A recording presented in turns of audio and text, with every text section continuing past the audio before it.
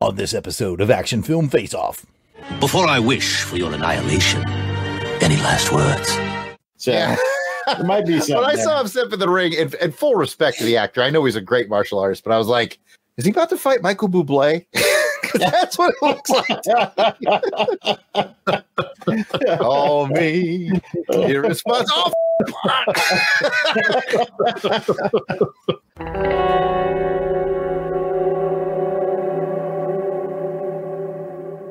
The Longbox Crusade presents Action Film Face Off. This episode is 2009 versus 1971. Two films enter.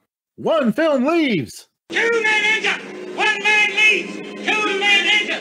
One man leaves. Two men enter. One man leaves. Two men enter. One man leaves. But it ain't about how hard you hit. It's about how hard you can get hit and keep moving forward. How much you can take and keep moving forward. That's how winning is done. Now, if you know what you're worth, now go out and get what you're worth. But you got to be willing to take the hit. All right, folks, welcome back to Action Film Face Off. This is, of course, the show where two random years are selected. My brother brought an action film from one of the random years. I brought one from the other random year. Those two films are going to do battle. We're going to use a variety of criteria, and a champion will be crowned by the end of the episode. I'm Jared Albrecht, the Death Probe. My co-host is my brother Jason, the Weasel Skull. We are both military combat vets who take our action seriously, but not too seriously. We're here to have some fun. On this episode, just a regular episode for me. I'd seen Blood and Bone. I'd seen The Big Boss. What about you, Weasel Skull? I'd seen Blood and Bone before. I have never seen The Big Boss. I know that was, well, I watched the wrong Big Boss. It'll all become clear. No, this was my first experience with The Big Boss. Yes, behind the scenes, our first experience at Action Film Face Off of an accidental wrong movie watch, but we've got it all ironed out and we are ready to go. That's like having two guys named Jason on the same podcast. It's just confusing as heck. That's all we're saying, Jared. How could you even tell when one of us is talking and not the other? So I got two Jasons here. I got the Big Boss, a.k.a. Fists of Fury, and then Jason Albrecht accidentally watched what we know as a Chinese Connection, which is also known as the Fists of Fury. So we got it all straight. We got too many Jasons and too many furious fists. We got it all straightened out, though. We're going to be fine. Yes, indeed. We're going to score each of today's films on a scale of 1 through 10 in 5 categories. Those categories are overall spectacle, the hero, best action scene, story, and the villain. And it's not in that order on my script, nor is it that order in the show. So we've got I'm just messing everything all up.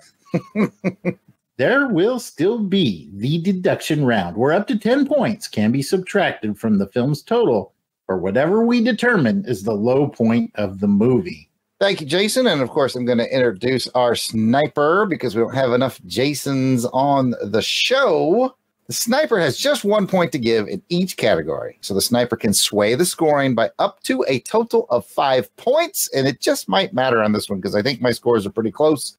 Let's meet our sniper. It is Crusaders Club member, all-around nice guy. It is Jason Keene. Welcome to Action Film Face Off for kind of the first time, Jason. Thanks for having me back for the first time. It's great to be here again, finally, initially. This is great. Finally, initially. I like it. Yes.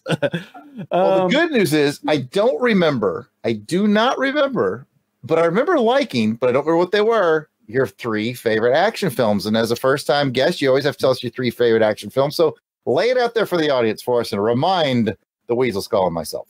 Yes, sir. I will remind you. I think you'll like them. Most people tend to. They've had several sequels and spinoffs. So my first one is Mortal Kombat.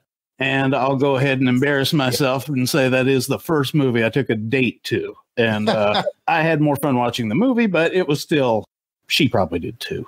After that, I have to, what I consider a classic is Jurassic Park. You know, they keep making sequels. You can't deny its popularity. Some of them are good. Some of them. And, you know, but they're all cool, big dinosaurs. So love that.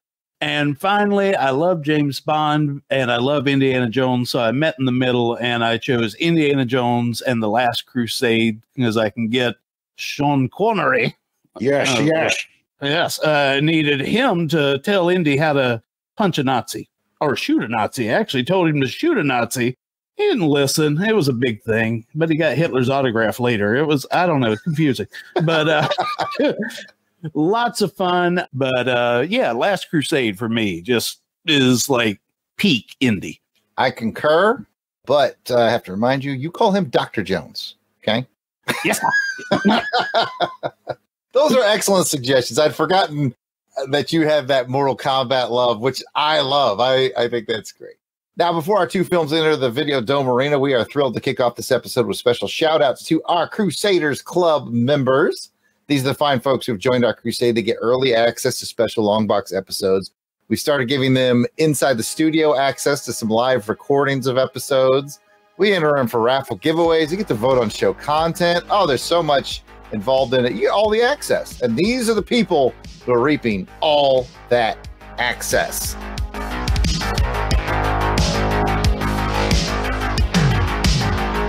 And Helica Wolf. Auburn Elvis. Blast it or stash it. Braxton Underwood. Clinton Robinson. Captain Entropy. Dave the Battle Wagon Collins. Battle Wagon. Ezra Gallo. Gary V. Gerald Green. Me. It's Jason Keevan. Jason Lady. Jeremy L. Jim Jarman, Jim Jarman, Jim Jarman, Jim Jarman. I prefer Jim Jarman 3. There's a little twist. I like it. Jim Meal. Joe Thomas. John Watson. Josh Strickland. Candace Ward. Kathy Bright. Matt and Lissy Passo. Mark Ross. Maxwell Trevor. Miranda W. P.D. Devons. Paul Hicks. Rick from Jeff and Rick Present. Rob Morgan. Samantha Maney. Sean Urbanski. Spidey 67. Spreadsheet. Steve Cronin. Tim Price. Tony Pennington. And the Toronto Cop. Now, if we missed anyone on our list, we apologize. We record these episodes well in advance of release, so if you're a recent edition, we will add you soon. But you can always let us know if we missed you by sending an email to contact@longboxcrusade.com, and we will get it straightened out. Now, if you're asking yourself, now, how do I get on all this access? How do I become a Crusaders Club member? It's pretty easy. Patreon.com/longboxcrusade. You can get in for as little as $1 a month. It is worth it, I think. I don't know. Jason Keene will tell us. Verified. Definitely worth it. All right. All right. Jason Keene is in at the $50 a month level, so he challenges everyone to match. That's right. Whoa. But yeah, we really appreciate folks like Jason Keene. One of the big benefits that you get for being a Crusaders Club member is you get priority access to being a guest on the show, and that's how Jason Keene is joining us today. We go out there and say, hey, we need to book some guests. We put it on the Patreon page for our Crusaders Club members. They say, hey, I'd like to be on that show, and we get you on. I like that benefit, and I like having Jason Keene here, so it all works out for everybody. All right, enough trying to get your bucks. Let's whip out the nunchucks and get back to the film Gladiators about to battle for your pleasure. I was in the year of 2009, so I selected Blood and Bone. What year did the randomizer select for you, Jason? I got 1971 and put into our Videodome arena, finally, the big boss, a.k.a. Fist of Fury. Well, we have got a matchup on this one, folks. Now, it's important to point out this isn't like Jared versus Jason. We each had to select from our own assigned year, so I might like his selection better than mine, vice versa. This is really just about us discussing these beloved action films, coming to a consensus on which one is going to be this episode's champion. Let's start out with where we saw it. All right, so Blood and Bone, I watched with a buddy of mine a few years ago. I've had it on DVD ever since. Love it. The Big Boss, a.k.a. Fist of Fury, is near and dear to my heart because it's the first VHS tape I ever checked out from the library when I was in high school, and I had got my own TV and VCR in my room, and I had my driver's license, and I went to the local library there on Fort Rucker, and I checked out Fists of Fury, as it was known then, and as my first entrance into Bruce Lee. So this one's near and dear to my heart.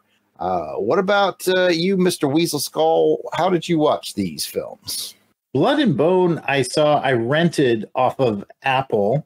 And for Fists of Fury, that one was a little bit of an adventure. I had to do some searches. I thought I found one, and then it was a Cynthia Rothrock kind of fan-made thing. And I hope you watched the whole thing, though, because I love Cynthia Rothrock. No, it was great. Like, I crammed for the exam, so I watched it last night, and I was like, ooh, just put a pin in this one and come back to it. I've really got to find this movie. I almost called you to see if I could access your Plex server to see it, but I was able to rent it off of Amazon. Good deal. And Professor Keen, how have you experienced these films? Well, this was my first time for both of these. This is just a big hole in my action film, repertoire that I missed out on, this major action piece, and also the Bruce Lee movie. So, yeah.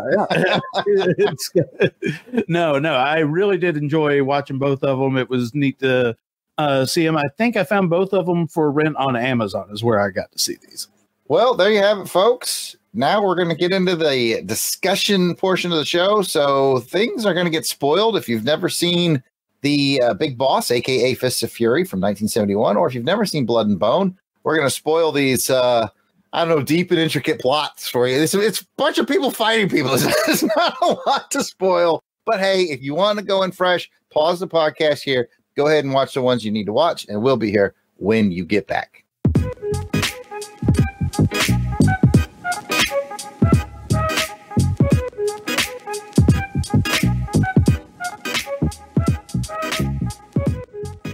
Okay, guys, let me jump in with some quick info on 2009's Blood and Bone.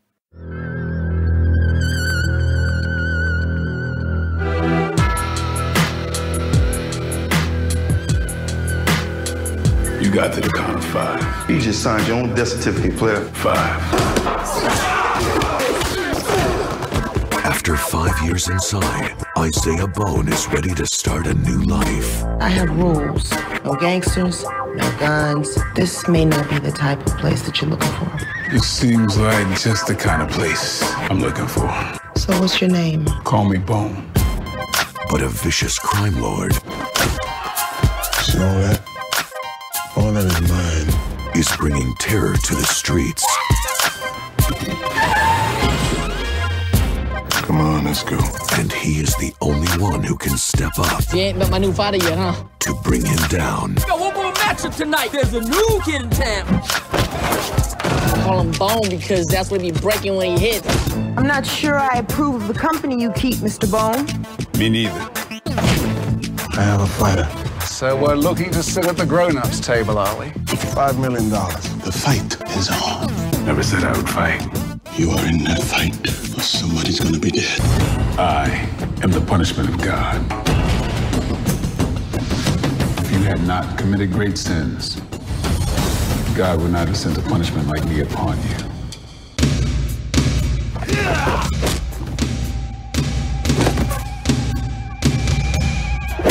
Time to pay off!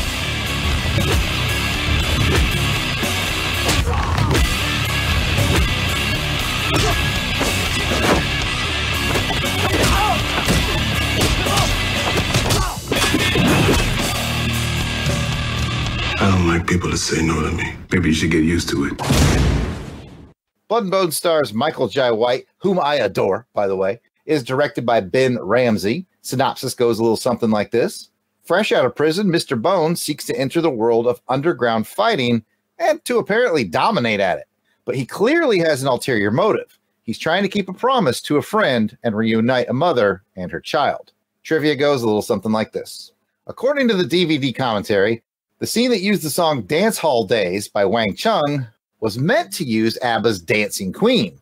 But once ABBA saw the scene they wanted to use it for, which is exceptionally brutal and violent, they said, no thank you. They took a pass on that. I'm sure they were offered money, but that can be funny in a rich man's world. Jason Keene looks like he has jokes for this too. Go ahead. I was going to say, just there was something with take a chance. Okay, he's cooking a joke with that. The pieces are there. Build your own joke. Yeah. You guys put it together. Let us know. All right, trivia item number 2. Robert Wall plays O'Hara in the 1973 Bruce Lee film Enter the Dragon. He's like the really big guy. He also plays a character in this movie named O'Hara. So, yeah. Interesting kind of fact behind the fact is a lot of the folks in the background watching fights and whatnot are martial artists from yesteryear that were in a lot of these older films. So I think that Michael Jai White has a lot of respect for those guys. So he brought a lot of those guys in and cast them in background roles, what I think is really neat. And finally, Michael Jai White squares off against Matt Mullins near the end of the film. I believe his character's name was Price. Later, they would star in Mortal Kombat Rebirth together as Jax and Johnny Cage, although they never share any scenes together in Mortal Kombat Rebirth, but they're both in it. A decent sequel. Not my favorite of the series, but yeah, if you guys haven't seen that, I'd check it out. All right. Now I will give you all the rundown on 1971's The Big Boss.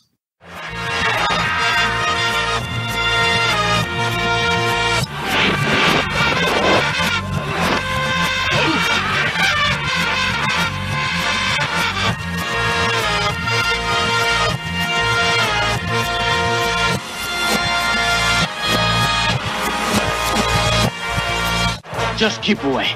It's not your fight.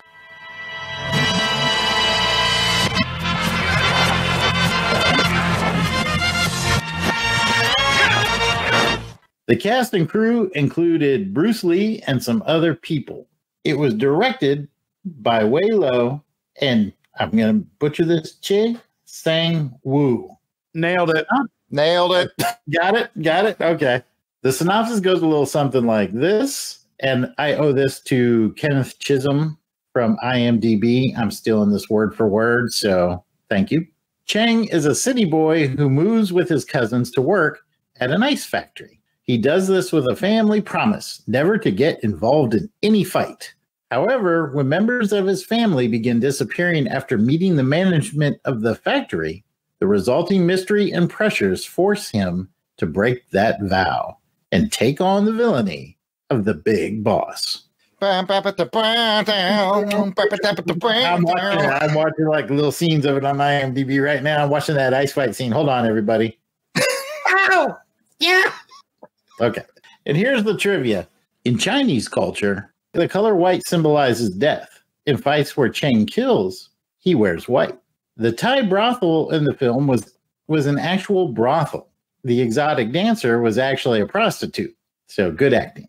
And finally, Bruce Lee badly twisted his ankle during filming, and several of his scenes required close-ups to disguise the fact that he was dragging his leg. He also caught the flu and badly cut his hand, requiring 10 stitches. So he paid a little bit filming with this movie. Got that Tom Cruise energy. He does, yep. And now that we have the basics on today's contestants. Ladies and gentlemen, Test your might. Let's get ready to rumble! It's a street fight. Oh, man. There's a lot of fighting to be talking about. This one, we are getting to the scoring rounds. Now, before we do that, of course, I'm going to remind everybody of Match Game. We have 2 films, 5 categories. Jason and I can match up to 10 possible times. Jason Albrecht and I can match up to 10 possible times on this. I have not seen his scores. He has not seen mine. So place your bets. How many times are we going to match? Speaking of scores, let's get your barometer set. 5 is average. 5 means it's good. It's fine. It does its job. It's kind of what you'd expect to see on a decent TV movie. 6, 7, 8, 9, 10. You got yourself a really good movie. 4, 3, 2, 1. You've got things to work on. Having said all that, let's get into round 1. Round 1 is the story. How engaging is the story? How original is the story? Your thoughts on Blood and Bone from 2009. Blood and Bone was a lot of fun to watch. I enjoy martial arts movies, and it was fun to watch Michael Jai White do what Michael Jai White do.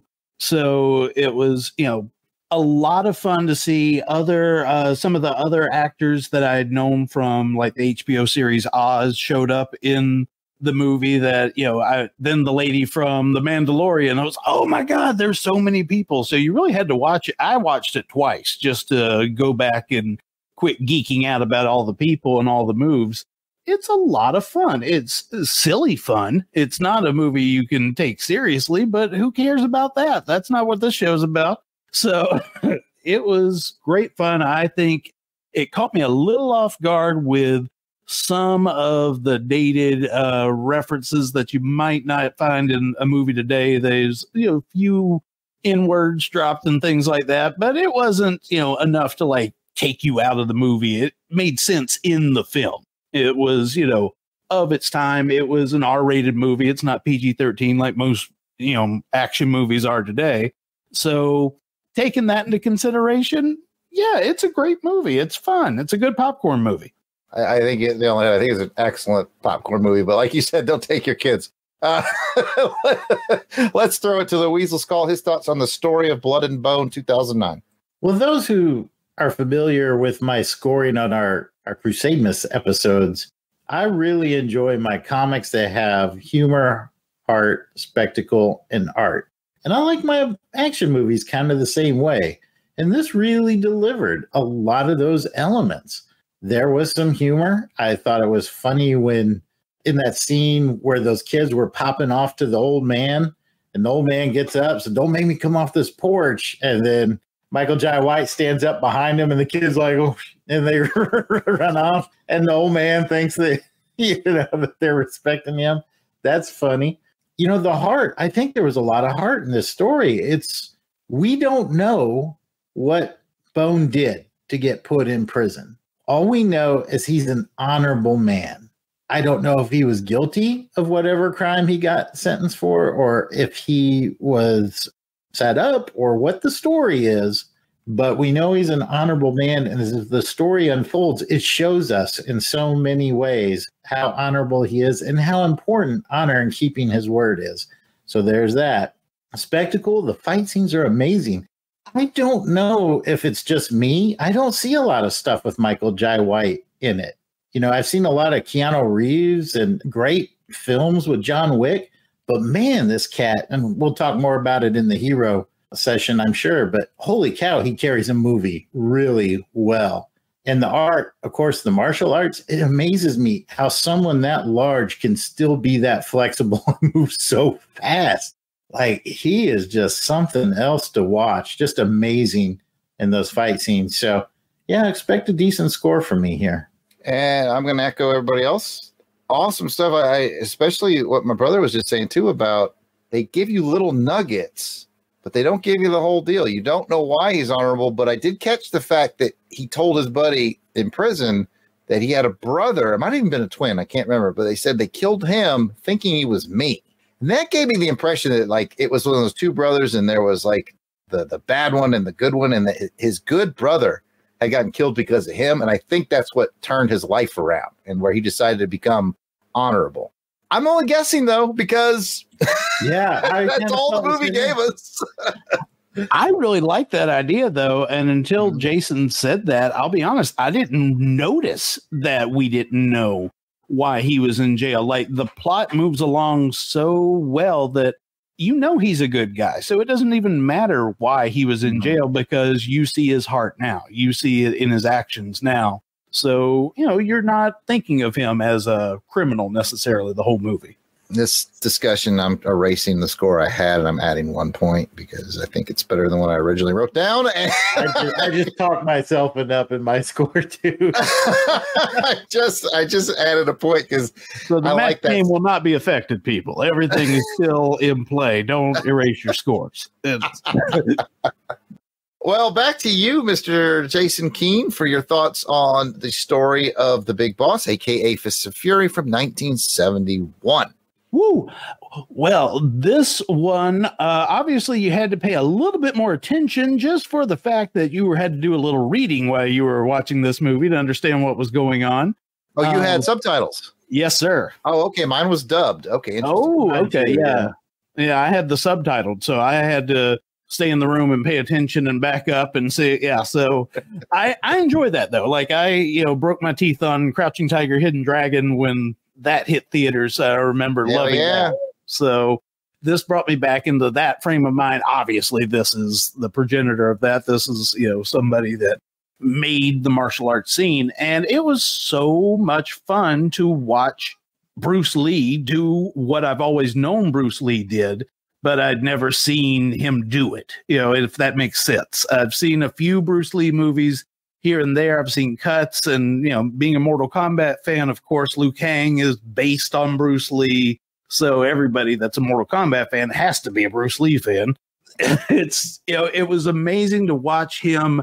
I saw Liu Kang a few times in the movie while he was, doing the extreme, things, but I got to see an actor too. It wasn't just, a guy walking around and now I'm going to punch and fight people. He put effort into his performance. And I was surprised when Jason said that some of the people in the movie it was like real locations and the woman was actually a woman that, worked there.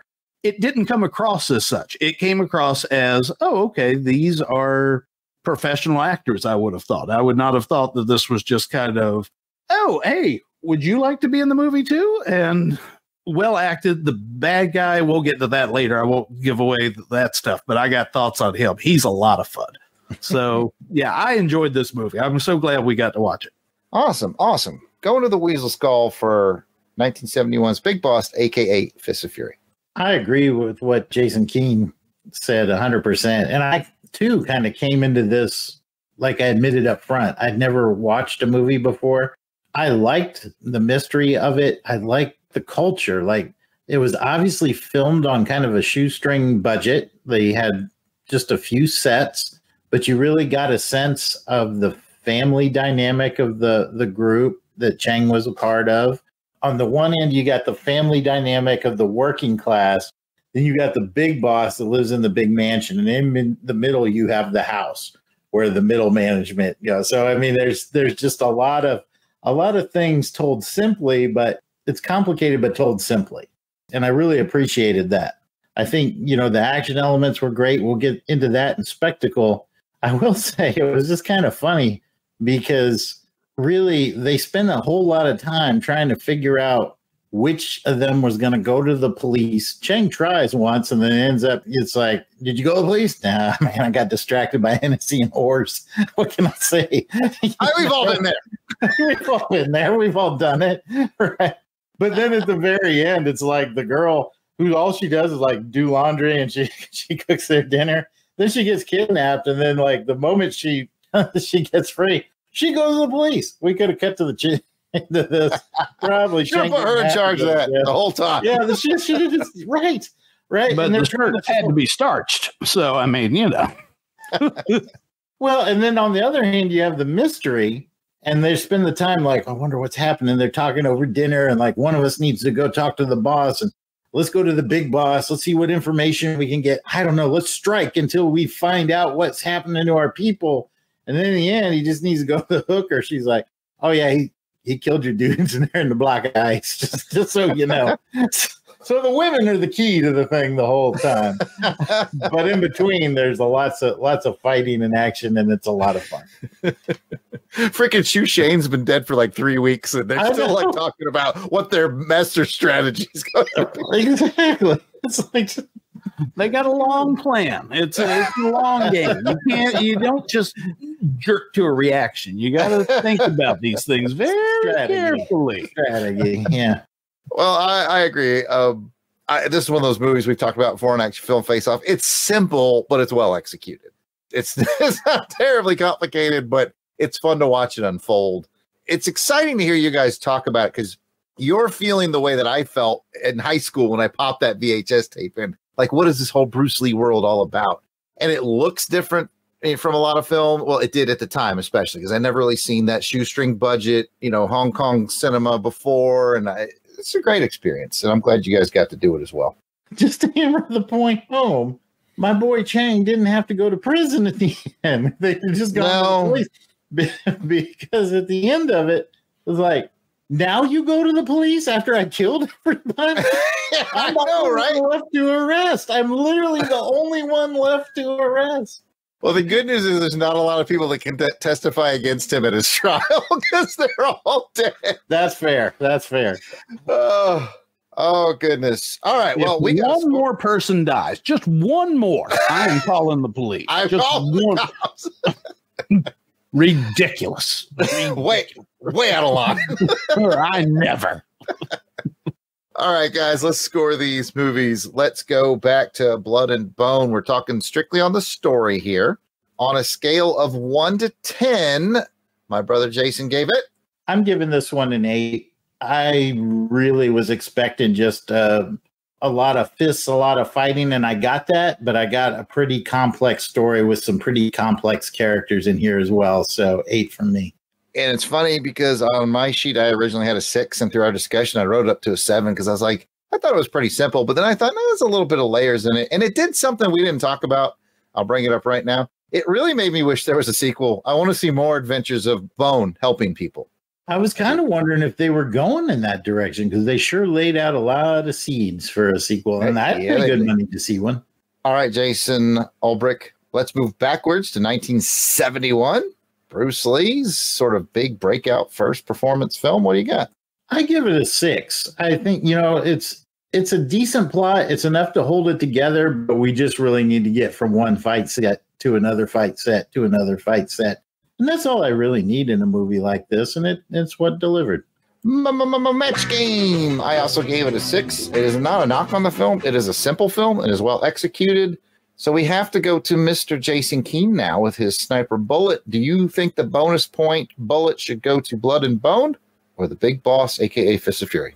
Ooh, well, both enjoyable stories, both simple stories done well. So this is a toss-up. It depends on which day of the week it is, what I would say, quite honestly, because I can see it giving it to both. But I'm going to go with Blood and Bone this time. While there is good storytelling in The Big Boss, I think there's just a little bit more complexity and a little more subtlety in Blood and Bone, which is not known for subtlety, I would probably guess, but it comparatively, yes. So Blood and Bone for me. Awesome. That's the end of round 1. That means it's my turn for round 2. And in round 2, we talk about the hero. How compelling was the hero? How interesting the story? What about the hero's surrounding cast, his ensemble, if you will? Let's talk about it, and then let's rate it. Jason Keene, my brother from another mother, go ahead and talk to me about the hero of Blood and Bone. Michael J. White is a lot of fun. I've been a fan of his since Spawn. You were right when you said he hasn't had a whole lot of movies. He's, criminally underrated in the action community. I wish he'd had more work, and maybe he'll still get back to it. Not too late. Put him in a Marvel movie. Actually, really, put him in a Marvel movie. Now that I say that out loud, that makes a lot of sense. But it's a good story with a good guy. I like to have someone that I don't have to feel iffy about rooting for. And I never felt iffy about rooting for Bone in the movie. He was always in the right. He was always morally above reproach, even if he was doing things that, maybe we don't do in the real world, but it was a lot of fun. I think he was great at the way he played what was Rufio's name? The side character that he got to. I was trying to remember too. Jared, help us out. Gosh. Oh, you're talking about like his partner, his business partner? Yeah. The guy I can't remember either, but he was great. Yes, and it was great how he set him, to work for him, and knowing who he is and what he is and seeing him for what he is, and still, okay, but you're a good person in this bad business, so I'm going to trust you to help me get to where I need to be. I just enjoyed Michael J. White a lot. I think that his action scenes were just beyond the scope of what you see on the norm. So I would watch him do this all the time. Like you said, Jason, I would love to see sequels. Even now, they could go back. I mean, Top Gun just had a sequel. Indiana Jones is getting sequels. Let's do Blood and Bone 2. Yeah, I'm there. I'm there. I pay good money. You're right. Dante Basco is the actor. He played Pinball. That's Pinball. it. Ah, pinball. How did I forget pinball? Oh my God. Yeah. I will say the part that gave me mad respect for Pinball is when the big guy came in. The hammer. Yeah. He's like, "Where's Bone?" Man, I would have been like, I'd have thrown Bone under the bus. He's right behind you. His mother's house. I'll take you to his mother's house. She'll know where he is. Yeah. Ooh, holy cow. He was a wingman. Boy, he earned his wings. I'll just leave it there. Indeed. But it's Jared's turn to talk. We need to talk about heroes. Jared, what'd you think of Michael Jai White? Like I said up front, I just adore him, and I agree with. I can't remember which Jason said. I agree with what Jason said. This dude needs to be in more movies. He can carry movies. We need to see him in more movies. I've always liked him. I mean, Jason Keane mentioned get him in a Marvel movie. He was in a Batman movie, and they did like nothing with him.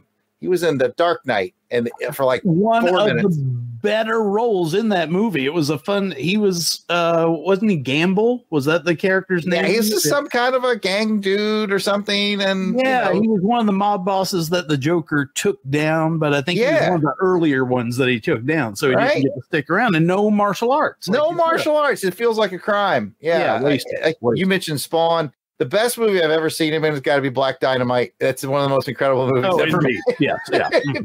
Agreed. It's insane if you haven't seen Black Dynamite. I love this guy. And he's just one of those performers. I have a very short list of performers that I just like every movie they're in. I like the way they carry themselves off screen. By all accounts, he's just like the nicest guy. Michael Jai White's one of these gentle giant kind of guys. Dude's got a terrific smile. I would hug him if he'd let me. I don't know where we're going with this conversation, but he's gonna get a high score from me. I just love him. I think he's great. Love him, think he's great, would hug him. And he has a terrific smile. A great smile. I think that's as good as it gets right there. All right. Well, let's whip this truck around and talk about a little known actor called Bruce Lee, I think is what it says here on the script. I'm kidding, of course. It's Bruce Lee. What did you think there, Jason Keane? I had never known Stan Lee to have a son. I always thought he had a daughter, so this was fascinating. And then I'm sorry. Scratch that. Never mind. Okay, it's fact checked. Scratch that. Yeah. No, this was incredible. It was Bruce Lee at, the beginning of his career being Bruce Lee. I think my most experience with Bruce Lee before, most intimate experience was watching The Dragon, the Bruce Lee story, and seeing, everything about his life retold. So I know I must have seen this movie shown in that movie, mentioned, filmed a little bit, but I had no recollection of how it would do. And like I told you, it was definitely fun watching Bruce act. He's not the best actor in the world, but he's trying. He's putting the effort in. And, the martial arts are insane. He, rewrote the book on martial arts. There's nothing we can say here that is ever going to be enough to talk about what Bruce Lee has done for martial arts. That being said, he's in a category all by himself, but he did a good job. He earned that category by himself. I agree. Jared, what do you have to add? I'm going to use a big word that I stole from Jason Keane earlier. This is the progenitor to Bruce Lee in what I think is the pinnacle of his career, which I think we covered Enter the Dragon on Action Film Face-Off. We have done Enter the Dragon, yes. Getting close to have watched all the Bruce Lee movies. Oh yeah, there's not a ton of them, unfortunately, but yeah, this is that early Raw. I think, like I said, this was sort of his first breakthrough film. His acting isn't what it can be. Like, I think he gets better. I think his acting's better in Enter the Dragon than it is here. This is just like his first film. He's kind of going with the flow. I'm sure he's taken a lot of acting directions from the director and all that stuff, and he's great. I mean, it's Bruce Lee. Like, you know how we always say, like, a 7 is Roger Moore in A View to a Kill, right? Like, Bruce Lee, just when he steps into anything, he's going to start at a 7. Oh, by the way, I got him scored a little higher than that. We'll find out. Just even raw first film Bruce Lee is just, he's got that charisma. He's got that charisma that you want to watch him. And You have to watch him because he's so fast. He's so very fast when he's physical. I'm all over the place, but we'll find out what the scores say.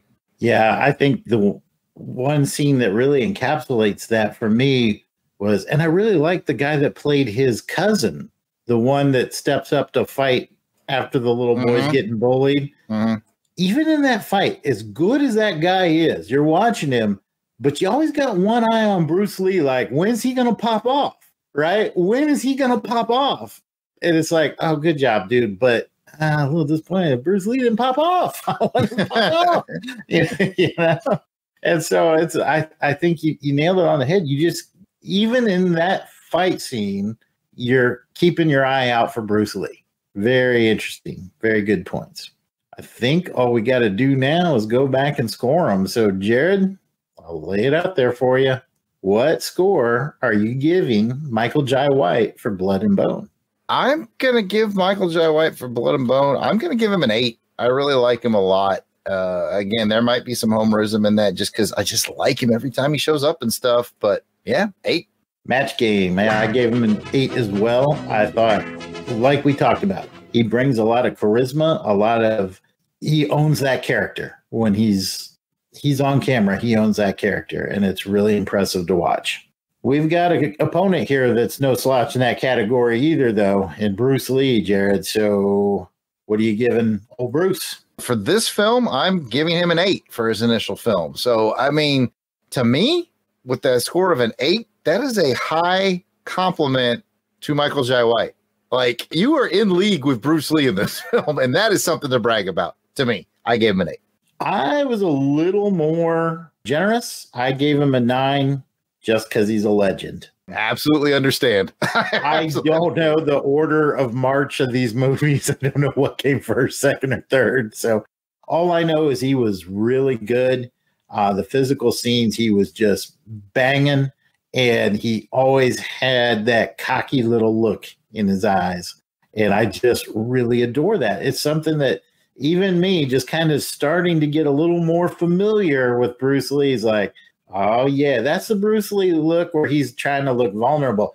Oh, yeah, that's the Bruce Lee look you get when you're about to get your ass whooped, right? You just know, and it's fun. It's fun to watch. So 9 from me. We do have an opportunity to bump old Michael Jai White up to that Elite 9 category, but that's up to Jason Keene. He's got one sniper bullet that he can give to either Bruce Lee or Michael Jai White. Which is it, sir? Ooh. This is close as well. I enjoyed both actors in their movies, but end of the day, it's Bruce Lee. So it's just, the legendary status puts him over the top, like you said. I think it might be just the way that as American filmgoers, we kind of idolize the people that have passed away and give them a little extra bump. So I think that might be it. But he's so good. And for this to be his first movie and not really know what he's doing as far as acting wise, but, has the martial art background and bringing it all in. So, yeah, he gets it from me. It's like you said, dude, this movie is lighting the fuse to the dynamite that's going to change the world of martial arts cinema forever. So the black dynamite. Yeah. Without this, we don't get black dynamite. You're absolutely right. Yep. And I was going to say, I think, we can all take comfort in knowing that if Michael Jai White was here right now, he'd probably give the score to Bruce Lee as well, just based off of what I know about the man. As soon as Jared quit hugging him. Yeah, I will get that hug in. Yeah. Well, he's here. I get a hug from him too. Why not? So, all right. Well, I think I've wrapped up my round and I'm ready to pass it on over to you, Jared. That must mean it's time for round 3. Round 3 is the villain. How menacing or entertaining is your villain? We say this a lot of the show, but I got to remind everybody, this is one of those categories where if you put in a little extra effort, it goes a long way, because great villains, I think, make great movies. So let's find out which movie had the better villainy. We will start with Blood and Bone, and your thoughts to the Weasel Skull this time. James. I liked him. I liked him a lot as the villain. He's one of those guys that wants to be more than what he is. And he convinces people around him that he's more than what he is to some degree.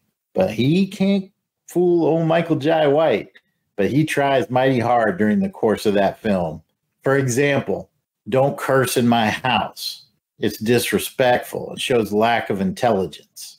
Well, Michael Jai White curses like a sailor on shore leave, yet he is clearly a master at chess compared to James. So it's kind of he's got a vision of what he should be, and that reality is never going to meet that vision. And it is just that much more fun to see his comeuppance in the final act. Great performance by, who was it? Something Walker. Eamon Walker. Eamon Walker? Yeah, Eamon. Ooh, he was good. He was real good as the villain. Professor King. I enjoyed him quite a bit as well. He's an actor that I'd seen before on the HBO series Oz. I don't know if you guys have watched that before, but it's a heck of a series. I think it's still on Max, so people go watch it. And he's amazing in that. And he is such a compelling villain. Like you said, Jason, he's trying to make people believe. He's trying to make himself believe and everybody else around him. And he does it to a certain degree. You're right. He has this level of success, but then Michael Jai White just, completely calls a halt to everything he's doing, calls him out on all his BS to, not curse. I wouldn't want to disrespect James in this house, but yeah, he falls for all of Michael Jai White's plans. You can almost see it in retrospect, all the stuff that he's setting up and how James just plays right into it, but he can't help himself. You almost feel compelled to like James. There are likable traits in James. Yes. He's funny. He's very intelligent, fun to listen to, handsome man. I'd hug him too. A lot of fun to watch on the camera. Yeah, I enjoyed him quite a bit. I could watch this actor do many, many roles. And I'm going to add, Professor King mentioned earlier, a certain respect for actors who have passed away. Not long before this recording, we lost Mr. Julian Sands, who, I kind of knew as Warlock. He did the Warlock movies and all that. And when I saw he was in this, because he had passed away like right before I watched this in preparation for the show. And I was like, oh, Julian Sands, I'd forgotten he was in this. And he's one of those kind of actors where you get the feeling they probably were able to hire him for like 2 days or something like that. He was only in like 1 scene or 2 scenes. And man, does he elevate it, because we already have a really good villain like you guys were talking about, Eamon Walker. He's awesome. And then you get to see him talking to the guy he wants to be, the next level bad guy. And man, that is a fascinating scene, because you get to see 2 very, very bad guys. One guy wants to be the other one. And just by the words he says and how he says it, that Julian Sands' performance, you're like, why in the world would you ever want to be him? He's just awful. And that's kind of when you realize, this his whole plan, to rise above. Where are you rising to? Where are you rising? Rising. Yep. And Julian Sands gives an amazing, amazing performance. Like I said, 1 or 2 scenes, but you can't not watch him. He commands your attention. And so I'm just going to add his bit of villainy to what was already an awesome villain. You get sort of like a awesome villain with a side of awesome villain. So I thought that was kind of cool. Yeah, it's very like Emperor Palpatine, Darth Vader kind of feel. He's bad. Oh, he's worse. Yeah. All right, let's move over to the villainy, and there's a fair amount in The Big Boss, a.k.a. Fist of Fury, Weasel Skull. Like we said, I watched the wrong movie the first time, so I had scored the villains there quite low. But this had a way better villain. I don't remember the name of the character. We'll just call him Big Boss. The Big Boss, kind of like Julian Sands, isn't in it a ton. He's got a few scenes in there, and one really cool action scene at the end. But he had everything that you really want in the villain. Just doing devious things, doing evil things, doing violent things, turning people against people, turning Bruce Lee against his family, knowing how to push buttons, just being sleazy, like just creepy, but still loves his son, really relies on his son and his gang. Treats him right, treats him nice. So there's a lot of different facets to Old Boy.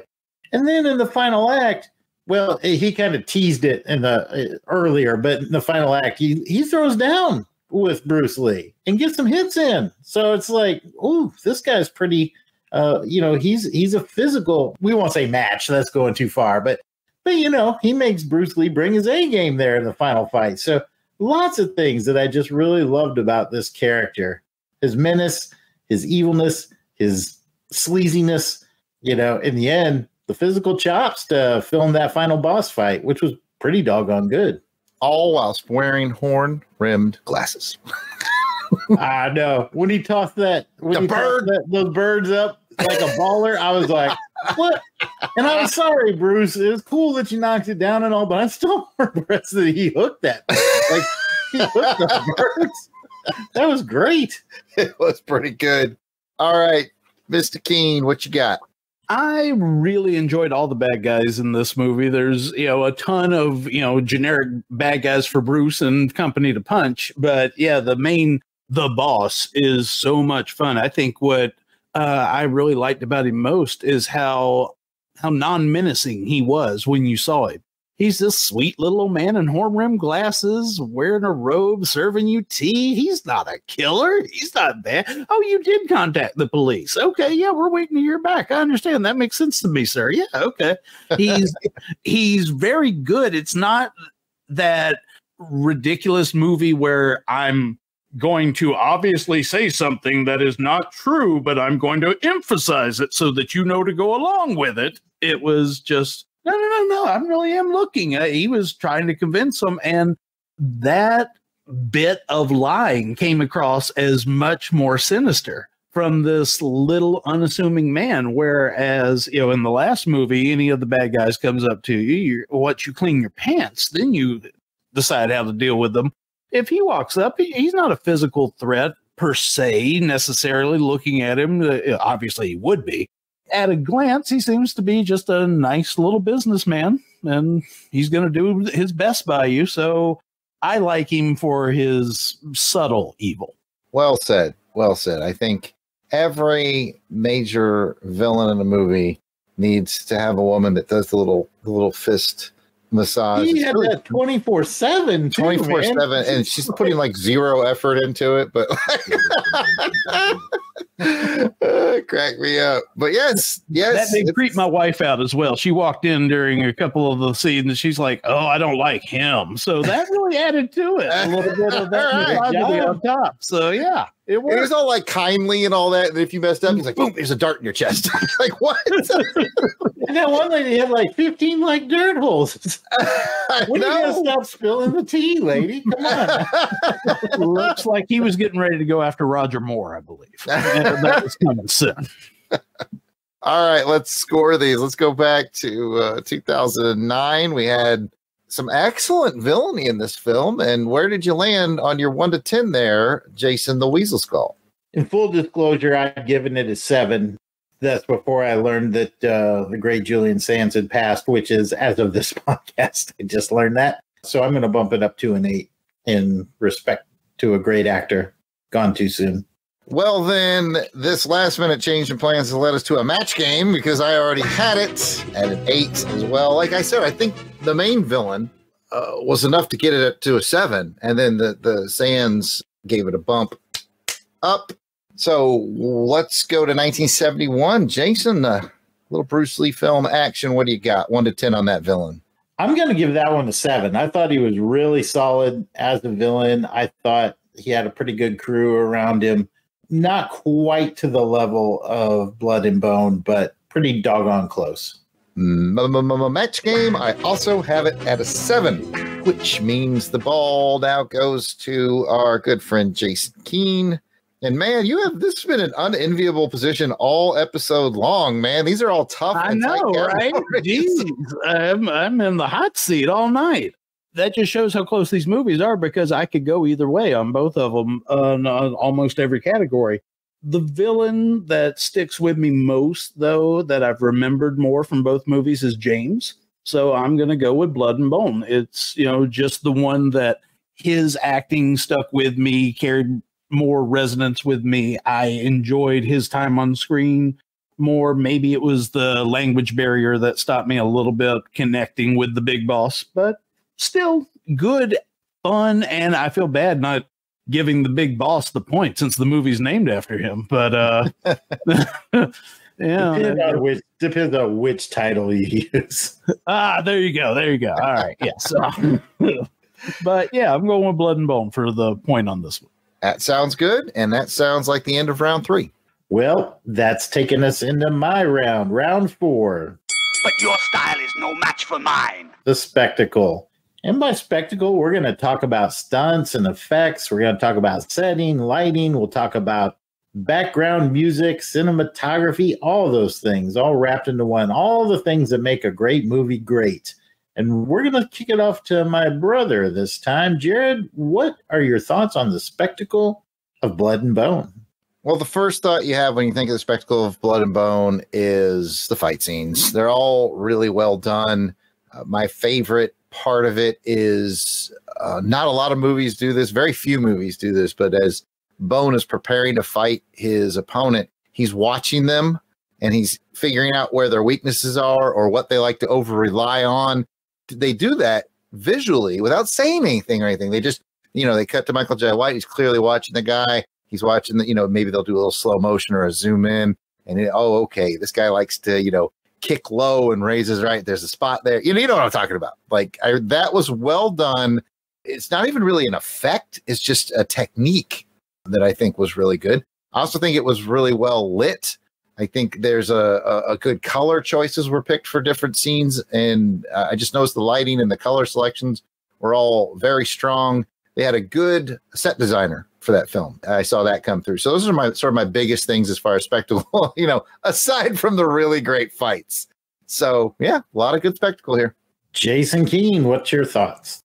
The biggest spectacle other than the fight scenes, because they are incredible and amazing and we can't talk about them enough, but the set design for one of the first fights when Bone meets Pinball and all the fighting outside goes down. As soon as it came on screen, it reminded me of Dueling Dragons, Double Dragons, all of those side-scrolling, 2-player or fighter video games that came out in the 80s and 90s. It looked like that came to life, and that was fun. That was, a huge geek out moment. Here's something that only ever existed on your TV screen with 8-bit animation, 16-bit animation, and now we've made it into a full-length movie where everybody just comes and hangs out in the back parking lot behind the Home Depot, and we all put up lights and bet on things, and like you do. Yeah, I mean, I'm in Florida, so stuff happens here. I get it. Call it the Fist and the Furious. Yeah. So, the spectacle of this movie is visually a lot of fun to watch, and the fight scenes are immaculate. Just fun.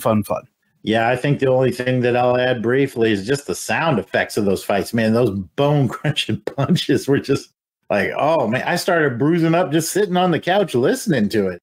Boy, it is a physical movie. All right, but people don't want to hear from me. They want to hear from Jared talk about a little-known movie called Fist of Fury, a.k.a. Big Boss.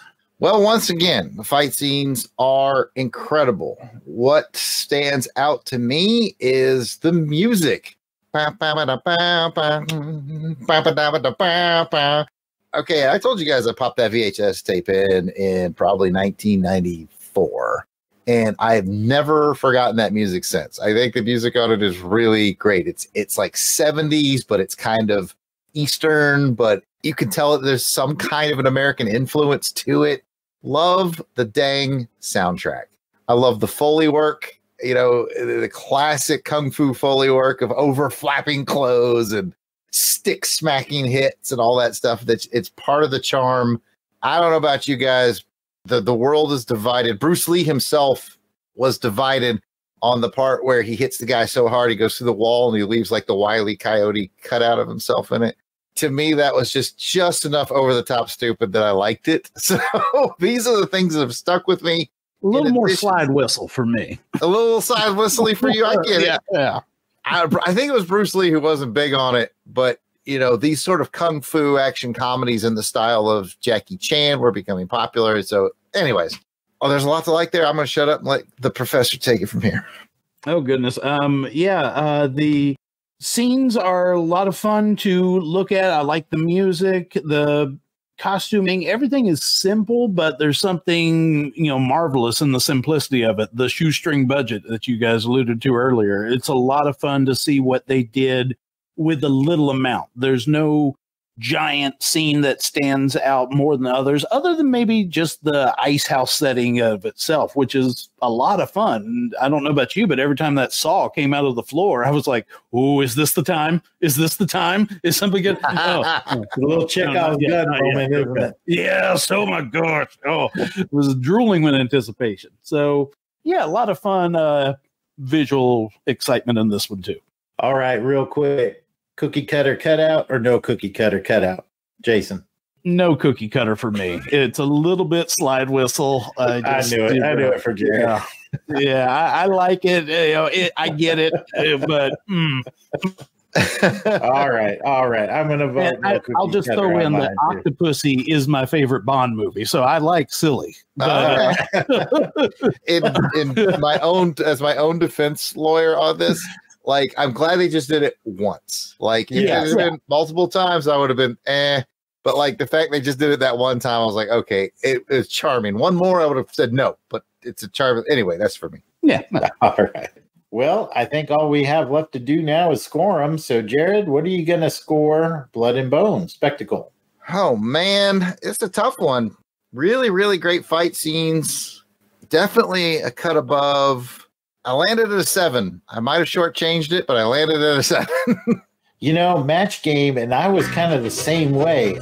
There's something about it where you want to give it more, but when you look back and you think about it, there wasn't any really stand out. You know what it might be?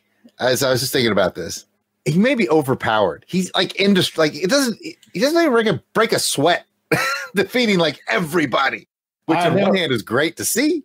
But on the other hand, I would maybe like to see him get challenged a little more. There was that one scene where he got hit one time and he had a little speck of blood, and then the woman at the house was like, "Oh my God, you're hurt." It's I've got myself shaving more than what he had on his face. Yeah, you might be onto something, because I even thought, I'm sure we'll talk about it in the best action scene, but even that final fight, they really kind of set it up.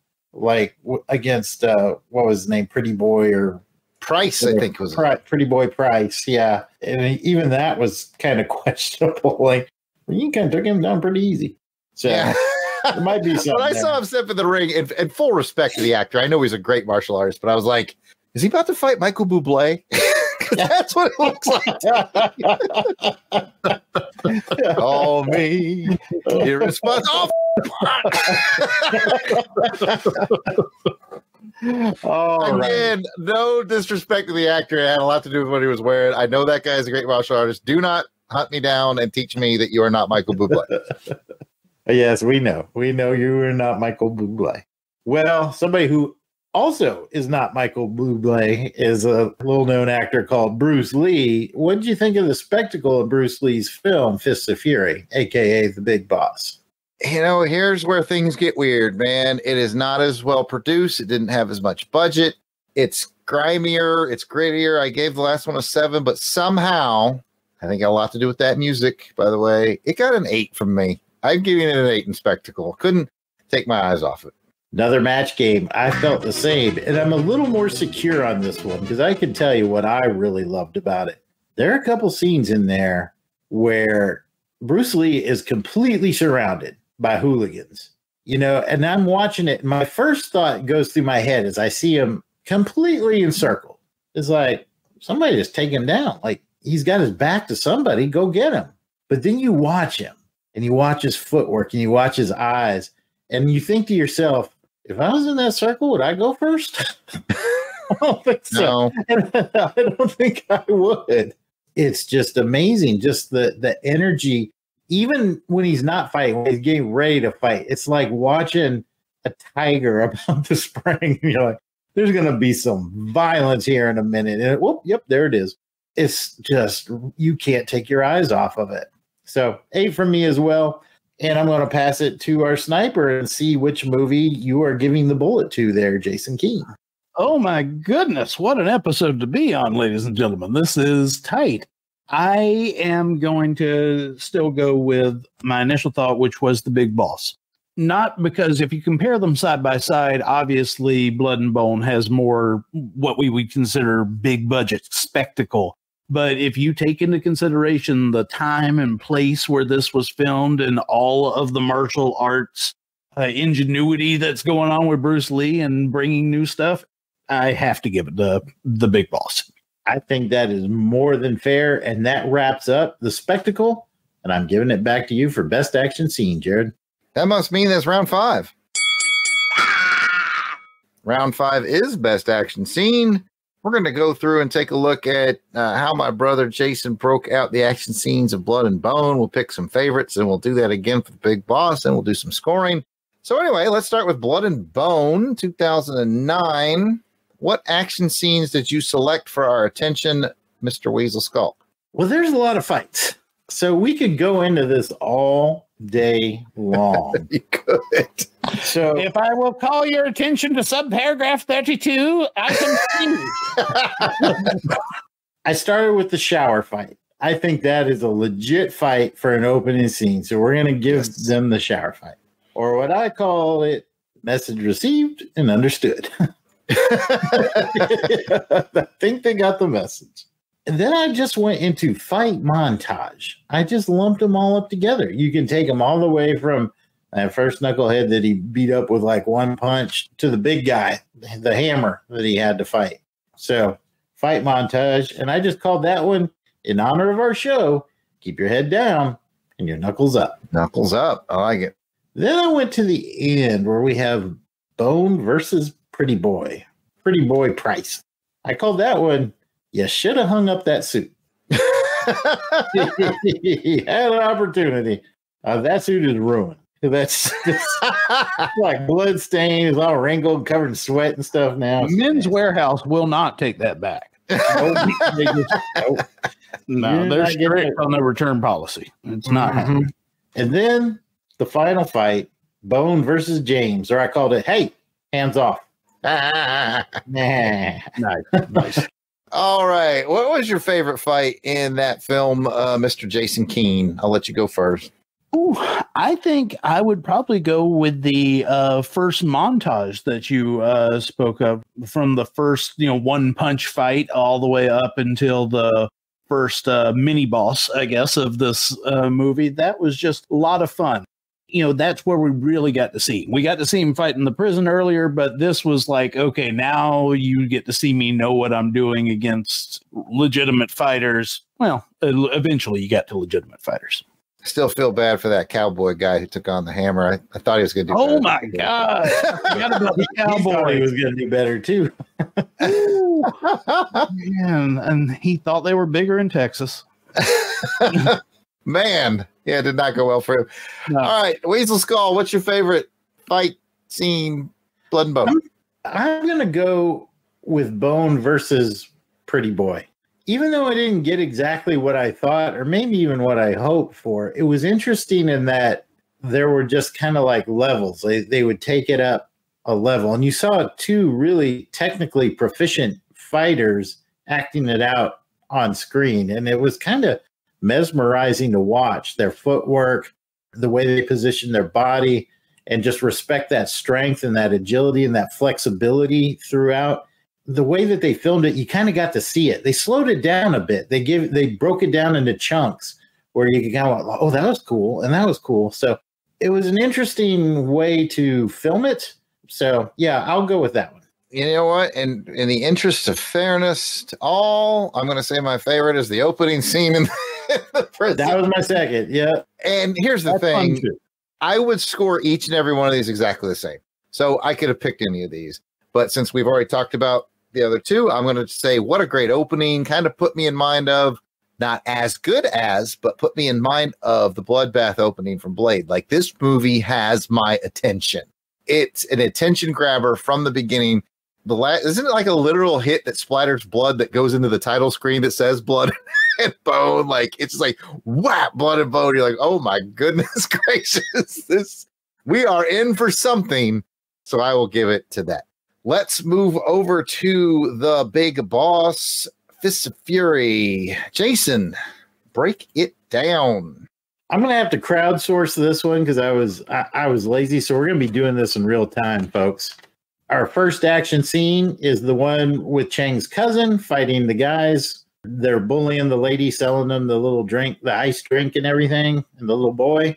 I'm kind of thinking I'll call that, here's some extra punch.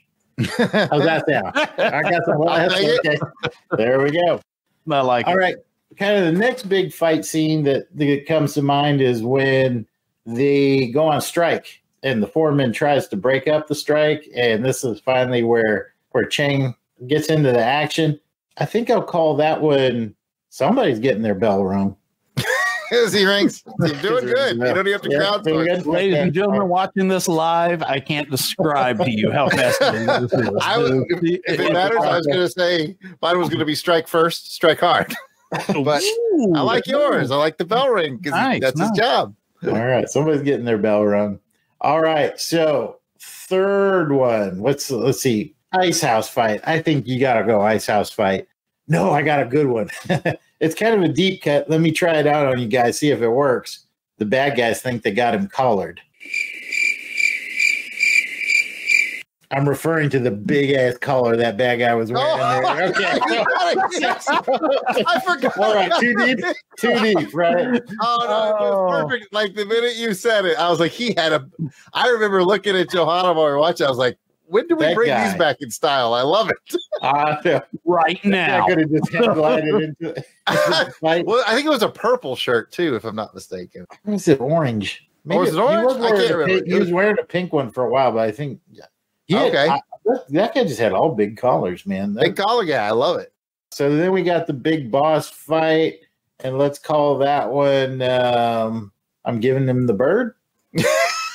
Nice. Nice. I like that. Mm-hmm. All right, there it is. I think we're done. Not bad for the last minute assignment. Jason's been given a gift, ladies and gentlemen. All right, Mr. Keen, which one of these fight scenes in Big Boss do you prefer? Got to be Ice House. I was waiting on the Ice House fight the entire first half of the movie. There's fights near the Ice House, but then finally we're in the Ice House and the saw comes into effect. And yeah, it's just the most Bruce Lee that I keep repeating myself on this thing about how much Bruce Lee is Bruce Lee, but that's what it was. It was just pure Bruce Lee. I could mainstream that. Yes, let's do it. I like how in that fight, especially, and I'm picking the same one, by the way. I like how at random moments he'd be like, you know what, I'm going to change location and run over here. Yeah. And they'd all be like, let's follow him over there. I'm like, he whooped your ass over there. Now he's doing over there. Stop following. You're setting yourselves up. He's like, I wonder what it would look like if I whooped your ass from the top of this wooden platform. I wonder what it would look like if I whooped your ass over here. Like, goodness gracious. Just leave him alone. You're not going to win. Awesome caller, though. Jason nailed that. All right. Weasel Skull, what's your favorite one? Let's just go ahead and make it the trifecta. It's that Ice House fight. And it's not just the fight, it's the setup to it. The big reveal when he sees the bodies encased in those blocks of ice, that is just gruesome and tragic. And you understand why he's so enraged at this point. And final thought, like, again, as a Bruce Lee kind of newcomer here, in my mind, I've seen him a lot of times, in posters and everything with the nunchucks, and you see clips online with him with the nunchucks. I'd never seen him before with just a knife in a knife fight. And that was really cool to watch. He has all those sweet, sweet kung fu moves with a knife in his hand, and he is just dealing it out in that scene. And it is violent. The setup is creepy. The setting is just awesome. It's awesome setting for a fight. And boy, we've talked about it, for a shoestring budget, they got maximum return on their investment there. And it was really, really cool. Absolutely. And we're about to score these, but I don't know where else I would fit this in, but I forgot to mention, Jason mentioned tough setups, man. They killed that kid, man. When they killed that kid, he had that look like, okay, I'm going to kill every last one of these dudes now. And then my man rolled up that guy's house. We didn't talk about this. It deserves mentioning. With like a bag of chips. That was cool. Yeah. Snacking like, yeah, I'm going to kill everybody here. Let me finish my snack. Oh my God. What flavor do you think those were? What is ass-kicking flavor? Is that sour cream and onion, mesquite? Or is I was thinking mesquite, a little spicy. Yeah, that's kind of what I was thinking too. Raise the temperature a little bit. Holy maybe some Fritos. Yeah, all right. I can't believe I forgot to mention that. We rolled up with a bag of chips. Anyway, we got to score some stuff. Let's go back to Blood and Bone. We all like different ones.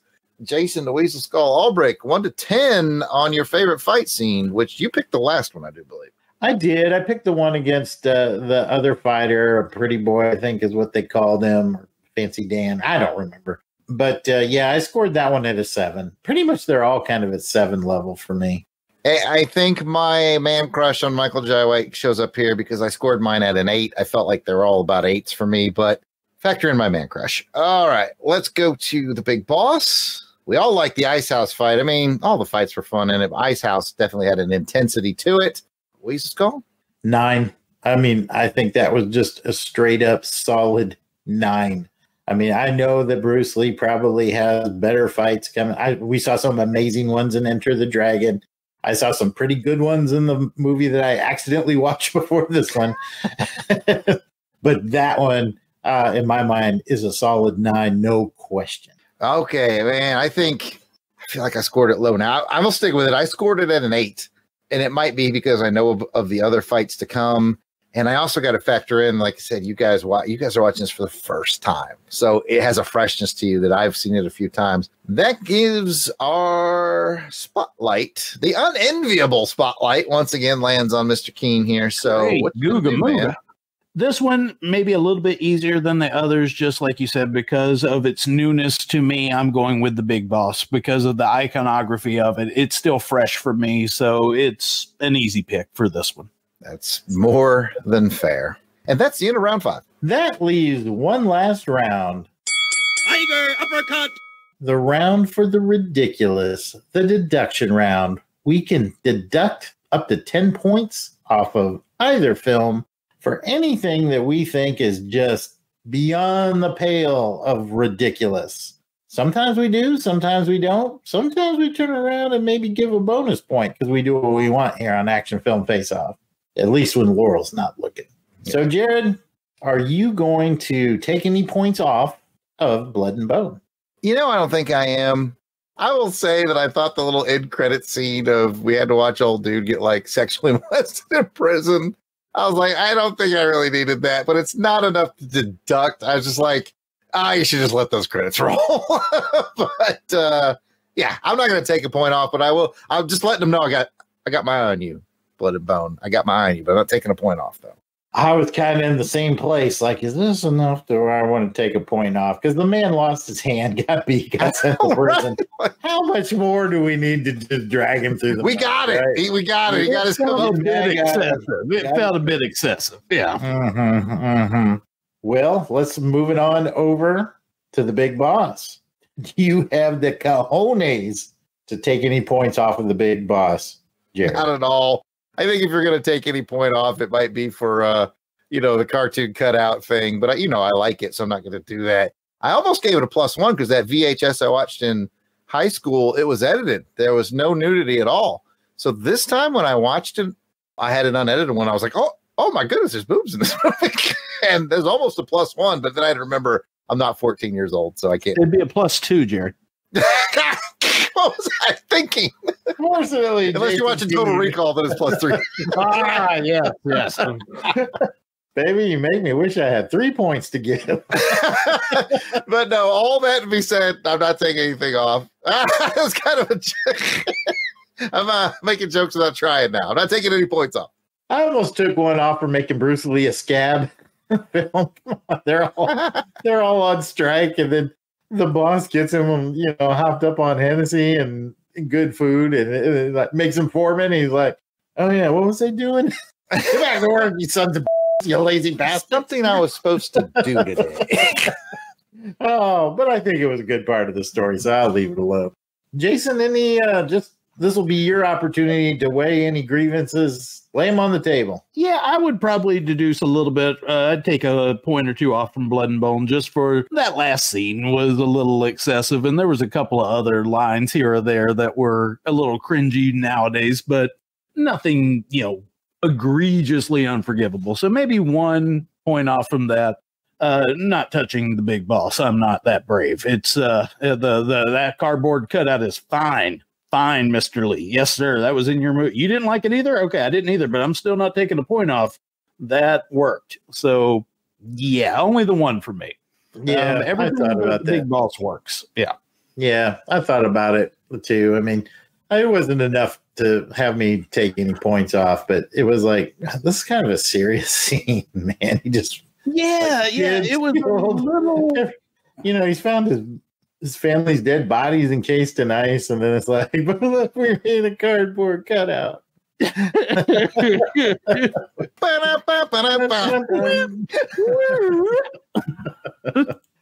is the end of our official rounds. Okay, folks, don't worry if you haven't been keeping up with the math at home, because we do that for you here at Action Film Face Off. Let's start with match game. If you guessed 6 match games, then you win. Jason and I matched 6 times. Let's review what our sniper did. Our sniper ended up giving 2 bonus points to Blood and Bone and 3 to the Big Boss. And that is going to be really, really important here momentarily. This is one of those rare Action Film Face Off episodes where the sniper made all the difference. Because I'm going to tell you right now. A lot of pressure, Gus. At the end of scoring, without the sniper bullets included, the score ended up being 76-76. Ooh. Between Jason and I's scores. Wow. So, holy cow, guys. Here we go. Looking at the judges' scorecards. The winner of this episode of Action Film Face Off with a score of 79-78, all because of the sniper, the Big Boss.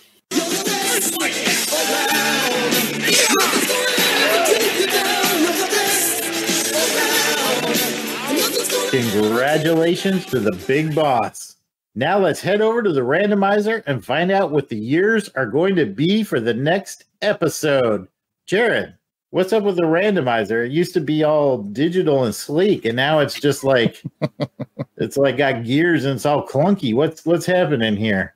That's because next episode we're going to be doing a retro rewind, which means we break out the other randomizer. And our usual one is set from 1970 to modern day. The analog one here, it goes from 1950 to 1969. All right. Whoa. Yep, you heard it. So my brother Jared's going to be pulling a film from... Choose your destiny.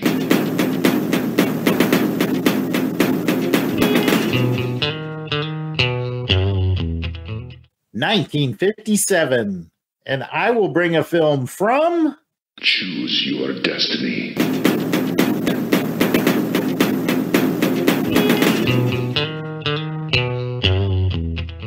1955. Ooh, boy, what will those films be? Well, we're going to tease them on social media like we always do for those of you who want to watch before listening. And we include you, Dave, on that list of folks that like to watch before they listen. Or you can tune in next episode and just find out. Until then, I'm Jason, the Weasel Skull Albrecht. You can find me on social media at Jason Albrecht on Instagram and Thread. And you can find me, Jared Albrecht, the Yard Sale Artist, a.k.a. Death Probe, at Yard Sale Artist on X, formerly known as Twitter, Instagram, and Facebook. Or you can check out my website, www.theyardsaleartist.com. And let's go to the sniper.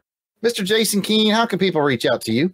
They can find me in my classroom. If you have me, make sure you bring your pencils and a copy of your favorite comic book. We will cover that in class eventually. But yeah, I don't really do the social media right now. I might be back on later next year. I've been working on a little project for school that I might release to the public. I'm doing a action Have you guys familiar with Toy Fair, the magazine that used to be Wizard?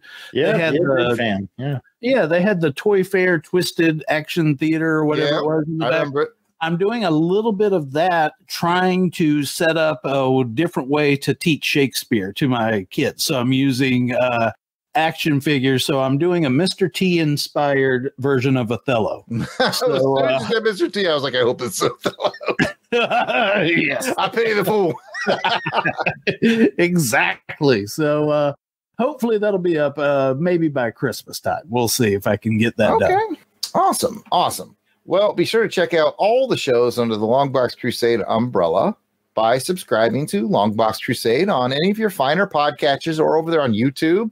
Or you can check us out directly at www.longboxcrusade.com. If you want to send a question or a comment, maybe you agreed with some of our choices, disagreed with some of our choices, you want to talk about these action movies, there's plenty of ways you can do that.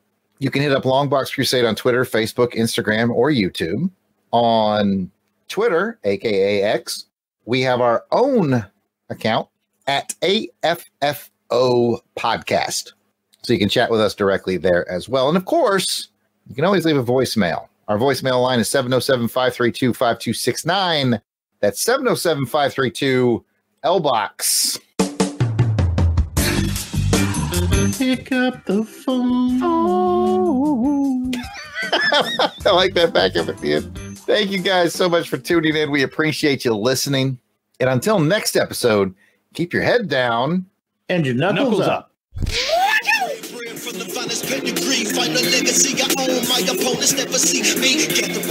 The intro and outro theme to this show and all of our Action Film Face-Off shows are done by musical genius Joe November. Check out his SoundCloud at JOSEFLIN99. You will not regret it.